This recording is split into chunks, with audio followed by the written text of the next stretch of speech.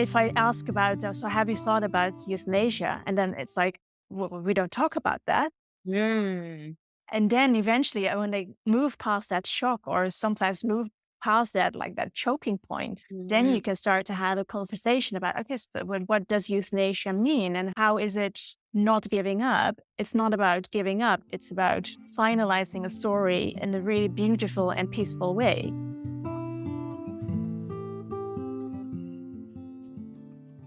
Hi, guys, and welcome to the House Call Vet Cafe podcast. I'm Dr. Eve Harrison. I'm a full-time integrative concierge house call veterinarian in Los Angeles, and I help other vets to build their unique mobile practices on their terms.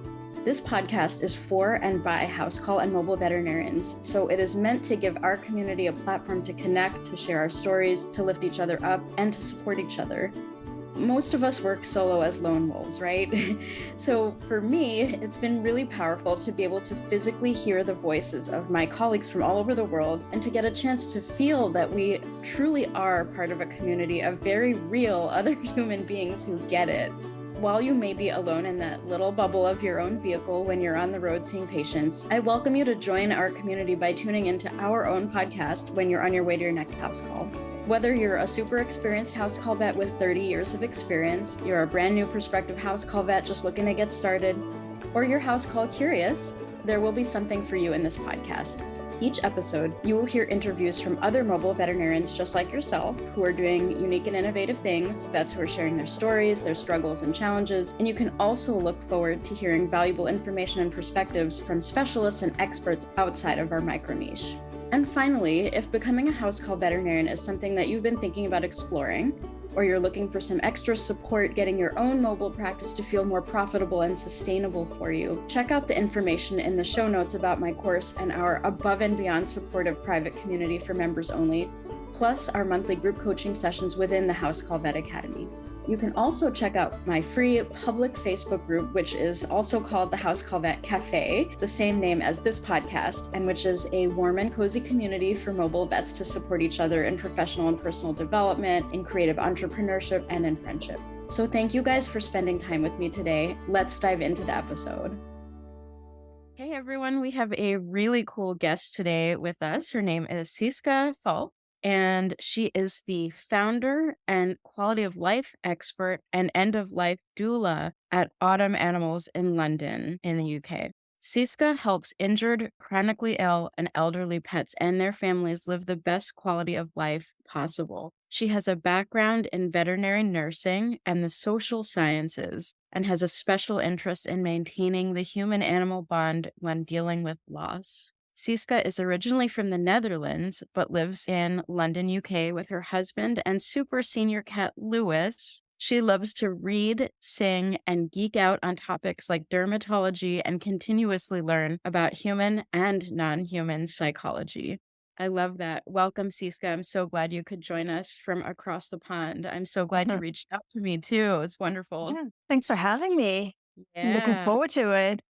Yes, you're a really cool guest on the show for a variety of reasons, and we'll get into that. But first, I wanted to find out a little bit about what you like to snack on in the car when you're on your way to appointments. Well, first of all, I don't have a car. I don't use a car to go to appointments. I use an e-cargo bike because in London, getting around in car is just not doable.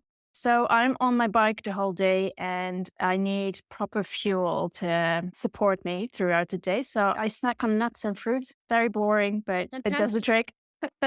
So do you keep it like in a little pouch on your bike or like a little basket or something? Or it's just like in your Yeah. pocket? Like where do you store your snack?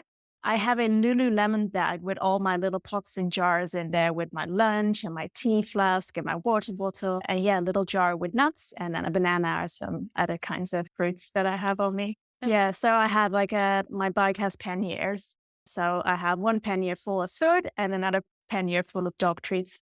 Oh my gosh, that is so delightful. Yeah. Like, what a whimsical image, doing your beautiful work, coming to homes on your bike. Oh, I love that. And for folks who haven't yet observed, Sieske has a beautiful accent, which is, as she told me just before the show, a combination of Dutch and American. So you guys by now know I love accents and I'm really digging yours. It's so funny because in the Netherlands, lots of us have grown up with American TV. So all of our, like, the way we speak English is very American. And in school, they try to beat it out of us and trying to get us to listen to BBC radio. But it's very difficult to get our American accents out of us. But then when I moved to the UK, like, British words there are some things that are different in British than compared to the American language. So my partner who's British is sometimes telling me, no, that doesn't sound right. That's very American. This is the right word. This is the correct word. So it's a nice combination of, I think, a Dutch accent and an American accent and an English accent. Like a sprinkle of BBC in there, right? Exactly. Yeah. Yeah. That's so interesting. I love that. So what you do is just so unique and interesting. And you're the owner of Autumn Animals right now, which is a mobile practice. Is that right? You are the owner and you're working solo as a veterinary nurse at this point. Is that right? So I'm not working as a veterinary nurse anymore. I used to work as a veterinary nurse in clinic, and I quickly decided that was not where I wanted to stay. I wasn't made for working within four walls and under a roof. So when I set up Autumn Animals, I was like, ever since living in London, I've always been taking care of animals in their home environment. So when I started thinking about professionalizing the palliative and hospice side more, I was like, okay, I can keep on doing this on my own, but actually this needs to be bigger. I need to feel like palliative and hospice care needs to be bigger. So I need to get more people involved. So that's why I decided to start Autumn Animals in such a way where I am like the care coordinator and I do some parts of the care work, both for the animals and their guardians, but then also really support a team of veterinary specialists that can also do care work and spread the word and spread the gospel of palliative and hospice care. Oh, that's amazing. And so can you tell me a little bit more about Autumn Animals? Like what kinds of veterinary professionals do you have working for you? What kinds of work do they do? And, how does a day-to-day kind of day in the life look, and how does an appointment look with an end of life doula and with quality of life expertise involved in the way that you do with your psychology background and all of this? Yeah. So no day is the same, obviously, because every patient is different and every situation is different. But how it usually works is people come to me through word of mouth referral or through their veterinarian. And it's often a case where their animal is just really ill or really old. And they just want to have either like a second opinion or they just want to talk the case through with somebody who is not their primary veterinarian. And because unfortunately here in London, and I'm not sure whether that is UK wide or whether it's globally, there's a lack of trust in the primary veterinarian. Yeah. Which is a shame because, like, I still remember a time where you have a family vet and their word is that you would follow that. Yeah. So people don't have that anymore. And that's why they often find me through word of mouth, through talking to other pet owners, either dog owners in the park, and then they know me and they say, well, you should talk to Sieske. Maybe she has some ideas. So yeah, they contact me. And what I do is I have people do a quality of life assessment. And the quality of life assessment is for their animal, like what is their quality of life at this point for, I think, about 10 different parts of their life, but also what is the quality of life for the family? Because I believe that quality of life of a pet is very much intertwined with the whole family setting. Yeah. And I ask about their social aspects in life, their financial aspects. Like, are they feeling comfortable financially to be able to give this kind of support and continue to give the support to an animal? And also, like, what their fears are, what their relationship is with their primary vet. So after I have all that data, I also ask them, what is your line in the sand? So if you think about, for instance, an animal that is elderly and is having very occasional accidents in the house, sometimes they pee because they couldn't get out of the door quick enough. Right. And that is fine. Like, people are able to clean up after that. But where is the line in the sand drawn for them? So at what stage do they say, actually, he's having accidents in the house so frequently that I think their quality of life has diminished in such a way that if medication doesn't do the trick anymore, we need to start thinking about, okay, this is the end. So I make people look ahead to the situation, the time where the situation is just unmanageable.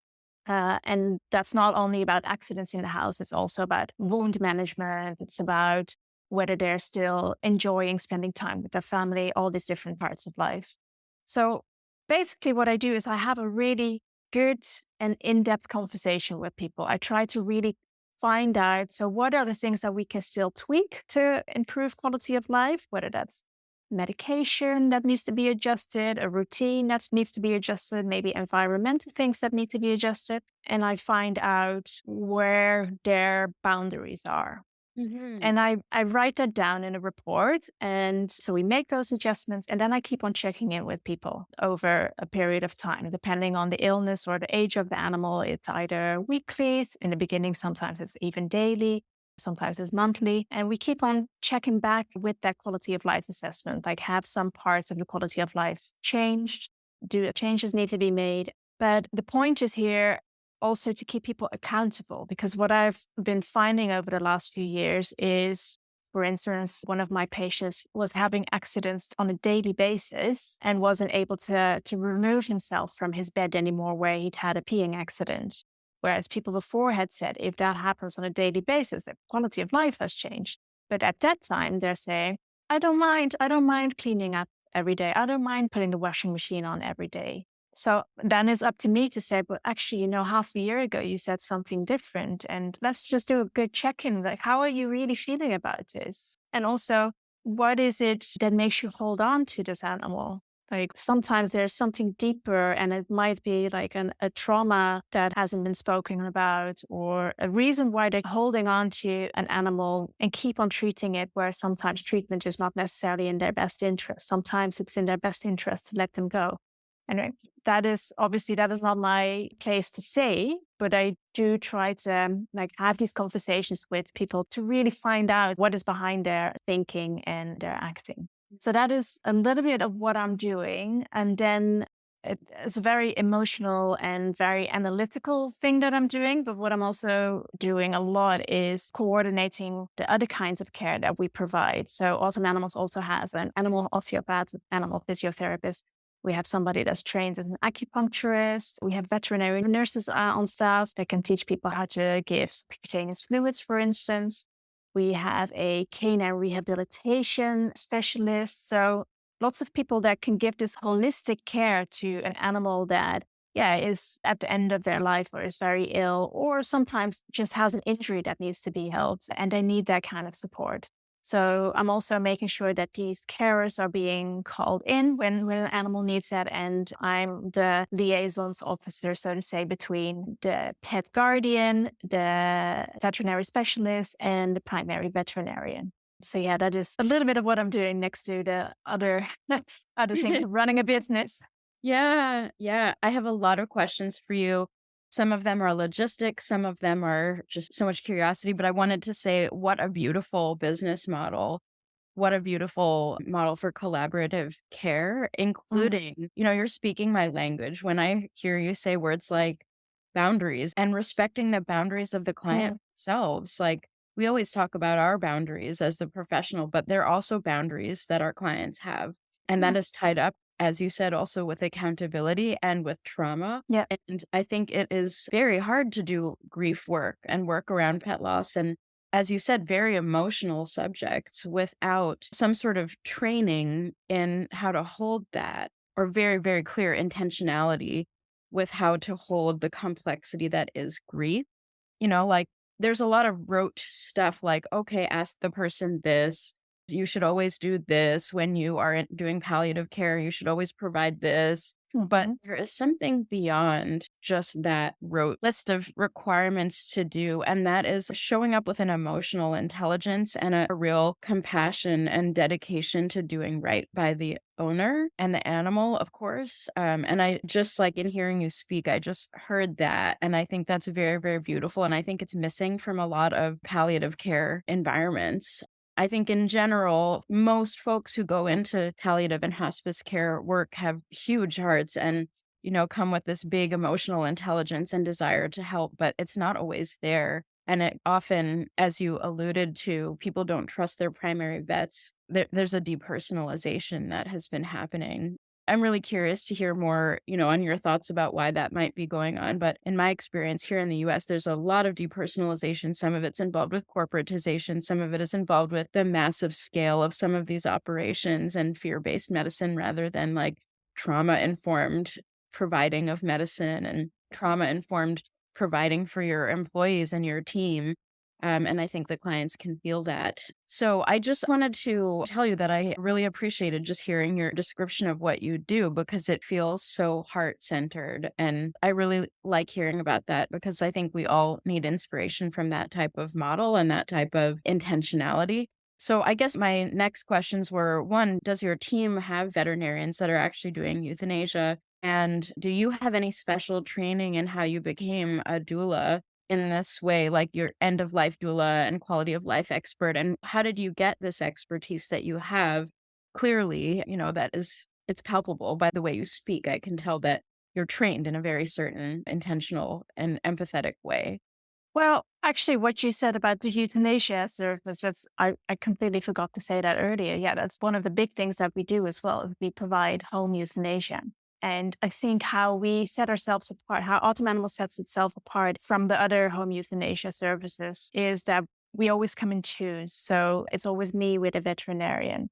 Wow. And because I have found and I've heard experiences of vets that obviously when a vet goes into a home to do the home euthanasia, they are concerned about the client, but they're obviously working mostly on the patient, making sure that that goes as seamless as possible. And I am there to support the vet in that. So yeah, I make sure that because of with my veterinary nursing background, I know how to prepare the stuff that they need to have prepared.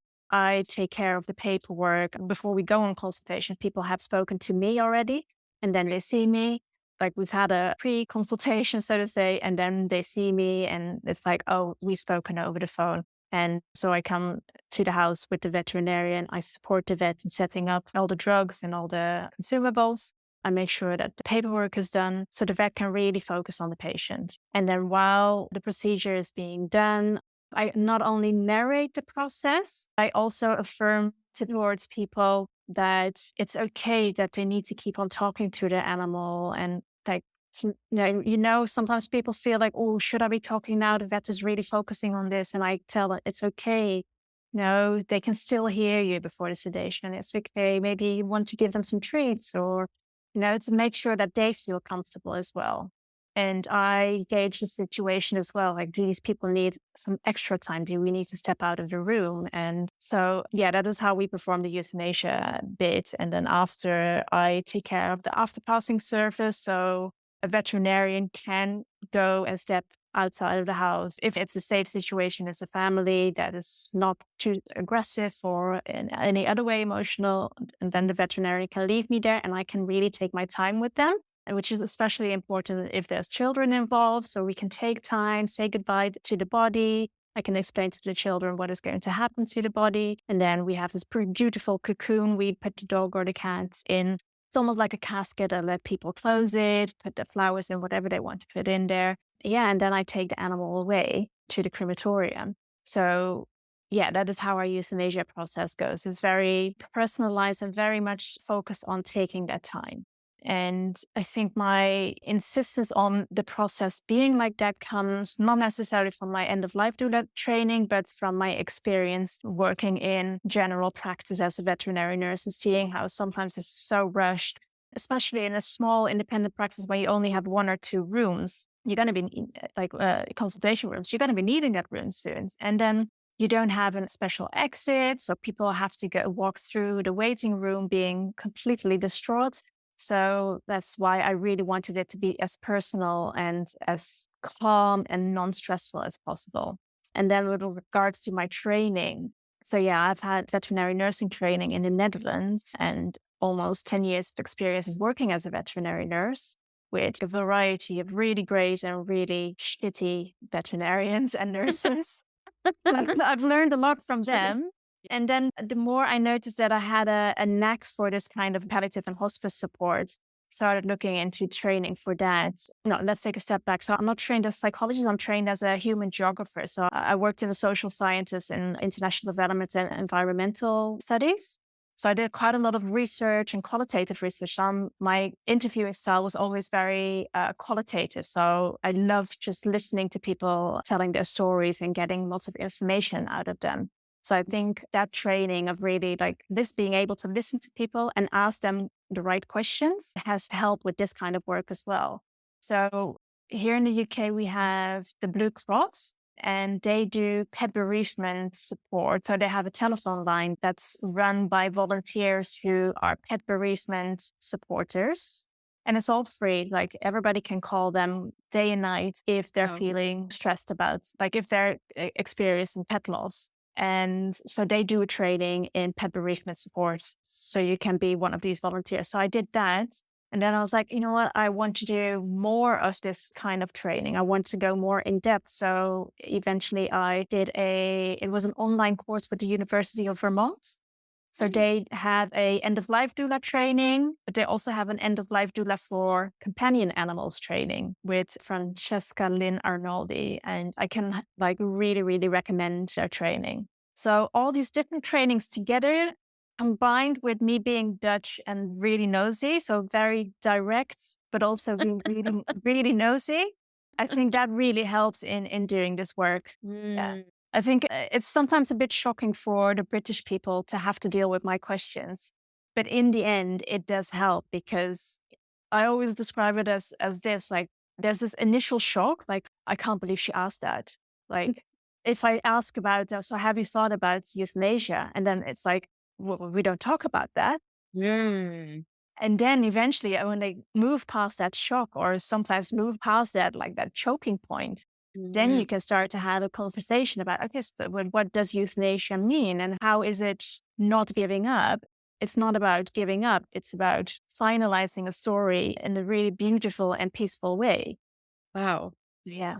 That's so interesting, that you're kind of encountering almost like a cultural it's not a clash, I guess, because it seems like it's working and it's working really well, but it's very interesting that you're encountering that cultural phenomenon and how it's different from your background, per se. I also wanted to back up and just say how cool I think it is that you mentioned when the veterinarian steps out you're there to like continue working with the human. And that was on the specific condition that it feels safe, that the Yeah, family is not aggressive, that you feel that you would not be in any sort of danger to be alone with the family. I think the absolutely. fact that you said that is really admirable. And I love that that is a part of your business model and your priorities because we're going into people's homes Uh-huh. and they're in a heightened emotional state. We don't know anything about their mental health. We Yeah. don't know if they're a violent person. We don't know if they're an alcoholic. We don't know if they have a personality disorder, which might cause them to act out in a certain way that could endanger us. Uh-huh. And so I think doing the work that you do is so important and it's high risk, and it's also you're subject to the projections of other people in such an intense state. And your safety, I find that euthanasia practices in the US that really prioritize that safety and put empowerment and decision making and boundary ability into the hands of the practitioners who are in the home and empower them with that safety. I find those are some of my favorites and the ones that I have the most respect for. There are people who are working under employers who kind of pressure them to go into homes even when they don't feel safe with those people.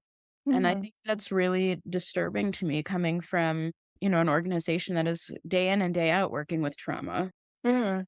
you know? Yeah, it's something that I thought about a lot when setting up autumn animals. It's about the safety of everybody involved. So it's safety for the client and safety for us. And I've really put that in my contracts as well, both for the people that work for autumn animals and the clients. And especially, I think, towards the clients, because people already ask us for providing a service. But that Right. if one of my people goes into a home and they feel unsafe for any reason, they are allowed to step out to make their exit in any way that feels good at that time and directly call me and we figure it out. But they don't have to be worried that they're not going to be paid. And people, like clients, will be fired if they have made somebody feel unsafe as well. Bravo. Um, Bravo.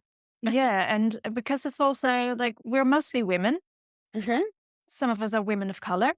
Yes. And unfortunately, we still live in a society where there is discrimination. So I just really wanted to make a really clear stance on that, that there's no discrimination going on. We're all here to help these animals.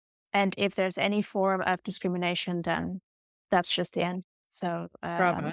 yeah. I'm so proud.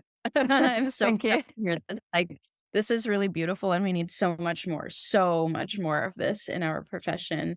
And I commend you for that because I think it's so Thank you. important. And Yeah. I'm very moved how dedicated you are to the well-being of everyone involved. Yeah. And unfortunately, I had to learn this from other people's cases that were not like supported in this way. And just being a shock hearing about these situations. And yeah, if an employer would have such a laissez-faire stance towards me, like if I would be in a situation like that, I would just go, screw this, I'm going. Right. But I know that lots of people are not in the position to say no to work. So yeah, no, I feel like that it is my responsibility as an employer to make sure that everybody's safe. Bravo. Mhm. Oh, my heart is like exploding with happiness just here. It's Yeah. rare. It's rare. Can I tell you that? It's really rare to Mm. find this level of responsibility among employers, and Mm. not just physical safety, but emotional safety of the team, the client, Yeah. and the animal together. Mm. So I'm just very moved right now. I love it. So, can you tell me a little bit about your singing? You said you love to read and sing and geek out, but I'm interested Yeah. in the singing part. Oh my gosh. Well, I'm starting choir in, I think, about 3 weeks. And it's been something that I've been working up to for a long time because I love to sing. And yeah, so let's just say I surprised my husband when we got married. Um, when we decided to get married, I already started writing my speech because I am a massive geek for Jason Mraz music. That is I noticed like last week, oh, I haven't been listening to Jason Mraz for a long time. This is why I'm feeling a bit down. I need Oh, some friends. So, but I knew that he was not going to do our first dance on any Jason Mraz song. He was not going to do anything for me. Even though he's a musician, I knew he was not going to do that. So I was like, I'm taking matters in my own hands. So I started writing my speech, and it was a medley of various Jason Mraz songs describing our love story. oh, And then I got my husband's best man slash best friend, who is a guitarist, and he used to be in a band with my partner, him and one of my best friends, who is also a musician. So we came together to practice those medleys. So they were both on guitars and I was singing. yes. But he never knew I was sneaking around with his best man for all these times behind his back. Even up until the minute that I was standing up to give my speech, and he hadn't even realized why I was getting so stressed about the sound system. Like, why is the sound? Why are there not two microphones?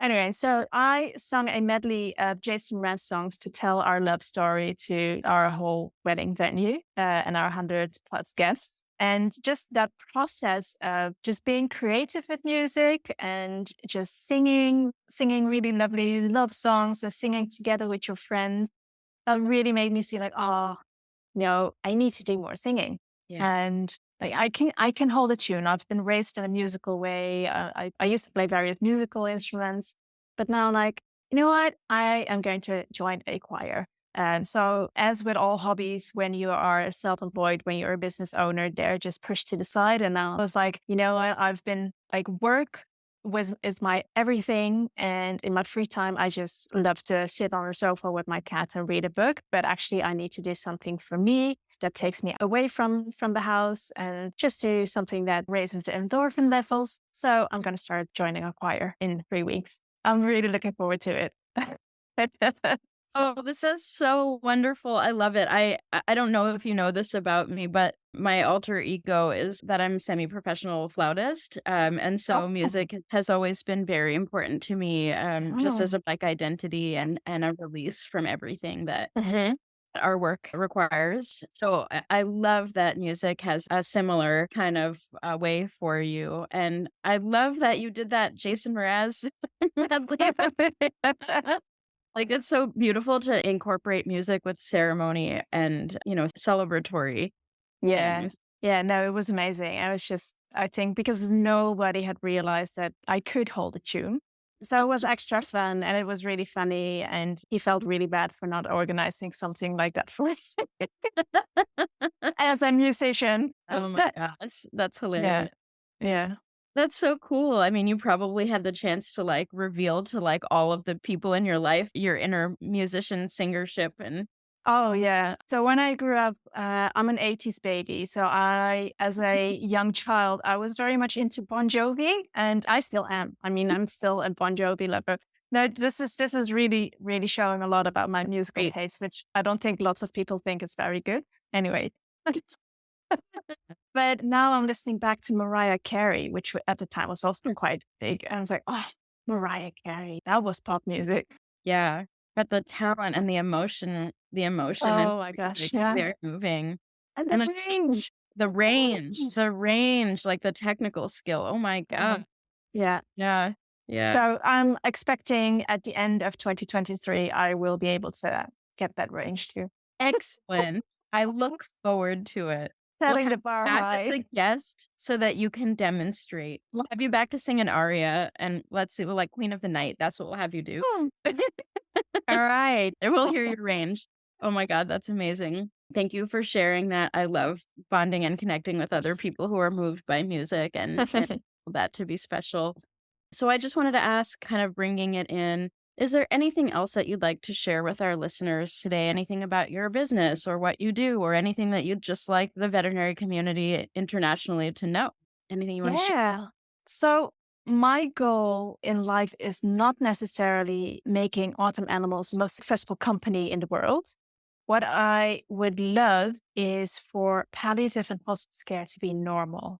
I feel like there's so much focus on our puppies and kittens, and we lose connection with those animals. As veterinary professionals, I find we lose the connection a little bit once they grow a little bit older. You see them once a year for their vaccinations, and you see the clients a few times a year when they pick up their parasite treatment. But I feel like we need to get better in taking care of the senior animal. We really Mm, need to be more proactive in that. And we need to stress to people like it's good if we can see those senior, like once they start getting towards the age of maybe 6 or 7 with cats and dogs, we need to see them more regularly than once a year. We need to be more proactive. I would love it if every veterinary surgery would have a veterinary nurse that would call and check in with people like, how are you doing? And I think have these kinds of consultations where we're not only checking in with the animal, but also with the family. I think veterinary care,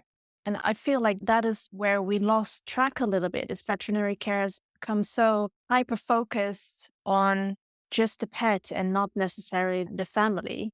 And I mm, think that is where people have lost faith and lost that connection with their veterinarian.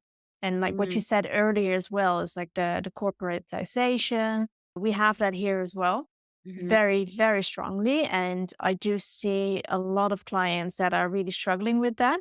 And these clients also see that it's not the veterinarian personally their fault. They That's it. see that they're under an immense stress. So That's what it. I always try to get clients to do is to really like hook their nails into that vet and just always ask to be seen by the same vet, because it's the going between all these different vets that don't know the story that is really frustrating for lots of clients and lots of pets. So I think getting a little bit that personalized care back again and the more focus on the holistic picture. So not only the animal, but the whole family. And I know that's just really difficult. So I think for a veterinary surgery, that is massively understaffed. So I think it's just a matter of getting more organizations like Autumn Animals involved, and getting the cat sitters and dog walkers more involved in this kind of holistic care. I Yeah. love that. So well said. And I think, just elaborating on that, I think the bigger an organization gets, the harder it is to remain Yes. accountable for that personal care. Yes. And that's one of many reasons that I'm so supportive of, the independent small Mm-hmm. practice, like really small, micro, like own a house call practice can be in that Mm-hmm. way. And I think that's the heart of medicine right there that has been missing for some time. Mm-hmm. Um, Yeah. And I think that, like that ongoing long-term relationship with the same vet who knows what's going on, the personalization beyond like the once or twice a year just to sell the preventatives. Yeah. I think just like And, you said, yeah. and a lack of working together as well. I feel like we're all stuck in our different silos and nobody's communicating. So one of the things that we do at Autumn Animals is like we're really open. Like we don't diagnose, we don't sell medication. If we find that an animal needs different kinds of medication or like an adjustment, or like even if we do a blood pressure measurement, we're not going to say to your client, your animal is hypertensive or whatever. We send our findings back to the primary vet and have them do the diagnosis. And like it's Wow. about this communication and working together. Like there is enough work. There is enough work amongst us. And this is why we're so overworked and understaffed. We need to be able to work together and have good communication. And I find that that is really difficult at this time. Yeah, like the situation that we're in now globally. Yeah. Well said. Thank you for sharing your thoughts on that. I Definitely. really, really appreciate it. And just to close up our session, do you have Yeah. a favorite beverage? Yes, I love a green tea, like a really, really strong, strong green tea. I stopped drinking coffee 2 years ago. I thought it was the perfect time during my honeymoon to stop drinking coffee after 15 years of being addicted. So now my favorite caffeinated beverage of choice is green tea up until about noon, and then I need to stop. Perfect. Yeah. Love it. Are you doing like the powdered, like the gunpowder green tea, or you're doing like tea bags, or like what's No, I your have one. specialty? My favorite brand is, I don't even know what the brand name is. It's a British brand and it's all like loose leaf tea. So at this point, it's so bad that if I go traveling, I bring my own tea because a bag of green tea is just not going to cut it. I need the fresh slash dried stuff that is really nice and strong. Amazing. You British folks are tea people, tea snobs, if I will. I know, yeah. But Dutch people are very into their coffee, so really had to learn to drink tea here. Although they're more of black tea here, and I'm not a fan of black tea anyway. So, yeah. Very interesting. Mhm. Thank you so much for being with me today. I think the veterinary community needs to hear a lot of what you're doing and a lot of your ideas and thoughts and how you do things. And I'm hopeful that anyone who listens to this will be moved and inspired to, if they're not already of a similar mind, consider some of the ways that you do things. I really Uh, hope so. I hope so too. So thanks again for reaching out to me to be on this podcast. I so appreciate your outreach and your connection, and I look forward to connecting again in the future. Yeah, thank you so much for having me. I really enjoyed chatting. Wonderful. All right, talk soon. Bye. Thank you so much for listening to this episode of the House Call Vet Cafe. If you enjoyed this episode, then hit the subscribe or follow button on Apple Podcasts, Spotify, Google Podcasts, YouTube, or wherever you listen to podcasts so you never have to miss an episode. This podcast is made specifically for you, so don't be shy if you'd like to reach out and let me know your thoughts on this episode. You can find me on Instagram and Facebook as The House Call Vet Academy, where I also share more valuable content. If you're interested in learning more about consulting for house call vets or the House Call Vet Academy online course and community, please click on the link in the show notes. Have an amazing rest of your day, and I can't wait for you to join us for our next episode of the House Call Vet Cafe. If you're looking for help with ultrasound scanning, check out First Opinion Veterinary Ultrasound for independent machine reviews and online and in-person teaching options. FOVU, simplifying ultrasound.